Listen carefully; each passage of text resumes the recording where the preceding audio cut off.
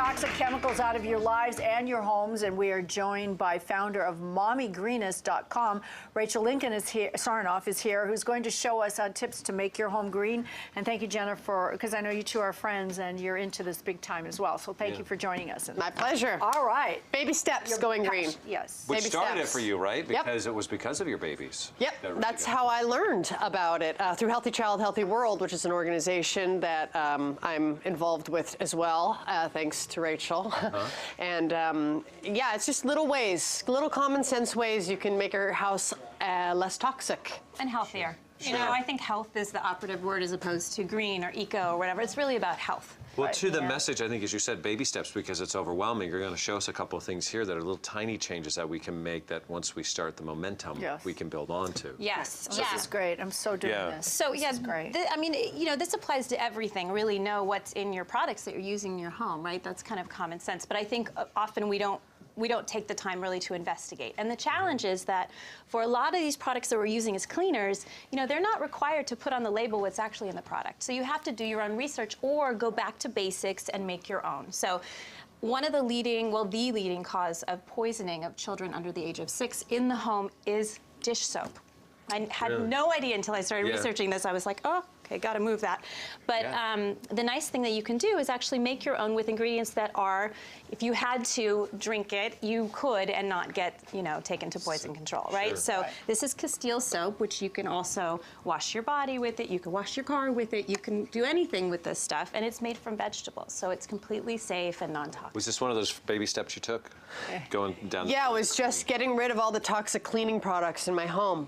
And just, you know, using vinegar and soap and water and, you know, healthier soaps and learning lemons. so much about lemons. It's amazing what lemons can do. Yes, so lemons provide the acid to this recipe. This is the soap. It's 2 parts soap, a 1/2 part water, a 1/2 part lemon juice. And we can put it all into this bowl and then just whisk it up. Jenna, I'll ask you to do a little whisking. Okay. And I don't cook at home, so if this ends up everywhere. Gently whisking. This is just water.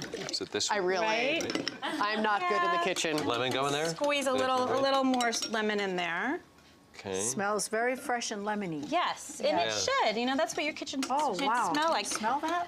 Love Yeah, and lemon squeezed over some baking soda in a room as a freshener and absorbing odors as well, instead of like these chemical-based room deodorizers.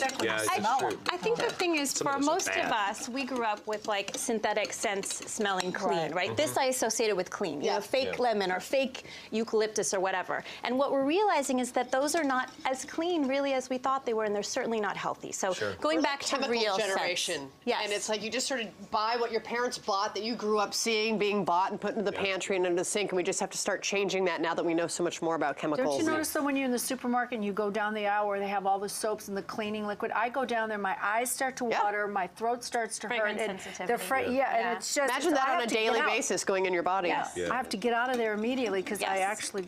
So this, now, if we were doing this in something like this, we would pour it in, but I think I'm going to totally make a mess if I try to pour it. But, you know, we could pour this through, and then you would use that in your sink. Okay. Yeah. Now, let's move down the line because recycling was one of the things that we talked about at Race Day. Recycling maven. This is like recycling over here. I'm still learning, but I love, it's a game. It's a fun game to me. It's like, ooh, how many things can I recycle? What's like a good tip we can to have our audience remember and do to start this process? Well, one of the things that I started doing is I got a cute basket and I put it in my bathroom under the counter, and you know, this, and you throw it in there. And this. All the plastic. And the little cap. Triangle. Look at the numbers. Is the toothpaste tube itself, not the... You know, it depends, because one of the things about recycling is it really depends on where you live and what they accept. So you, one of the great resources is earth911.com, which you can plug in your zip code and plug in what you're trying to recycle, and they'll tell you if it's recyclable in your area. In that area. Oh. But a rule of thumb is, you know, if you look on the bottom, so that little, you know, arrow there, right? You can barely see it, but there's a number in it,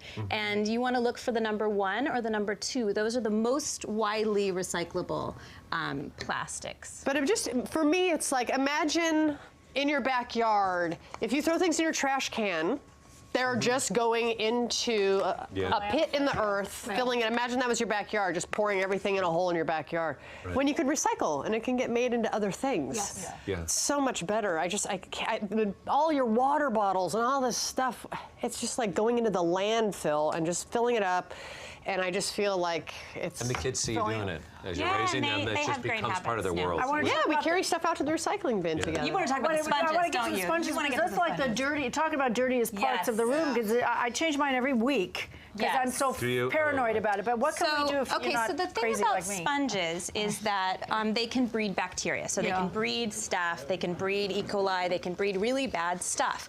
But in response to that, manufacturers have taken the sponges and doused them with antibacterials, mostly triclosan. Now, triclosan also has a negative effect on your body. It messes up your hormones, and it can cause a compromised immune system, which is exactly what you don't want going on when you're trying to, you know, keep clean and keep germs away. So I don't need my hormones more messed up.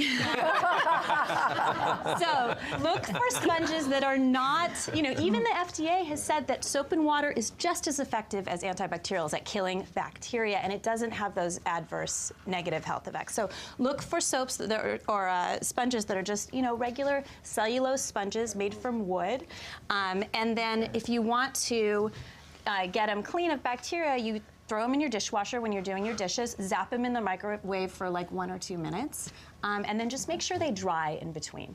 So keeping them dry is an important thing. Yeah. You can even make your own. So if you know, if you're using a cellulose sponge like this made from wood, right, it doesn't have that scrubby part, right? Because that's typically plastic. Recycling, again, so this is, you know, from this is like an onion thing, right? I love that. Then you stick your dish towel in here.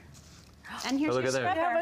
I love that. I'm going to use that in the shower tonight. That'll feel fantastic. You know, you keep that. You could, but you keep it clean by taking this out, washing it, and just, you know, hanging that out, and it dries, and there's no bacteria breeding in there. Wonderful. If you would like more information from Rachel, you can go to mommygreenest.com. Thank you so much. This is great. And I know Jenna has to slip away because you got some cleaning to do. But if you reach down there right under the cabinet and take, there's a little something for you. Surprise. Oh, whoa! Oh my God! For you to get you off to the races. Okay, this is awesome shot that Mark is not in because he took it because he's an amazing photographer. That's me. Wait, where am I? Left to right. Right to left. Right there it is. No, this one fit. This was during our practice. Yeah. And this is. That's so nice, Mark. There's some great people here. That's beautiful. So thank you. This is going up in my house. There you go. There you go. All right. Don't go away. When we come back, it's off to the craft room. We got a mess in there, and Tracy Metro is here to show us how to organize it and pull it all together. Isn't that nice? Yes. So cool. I love that.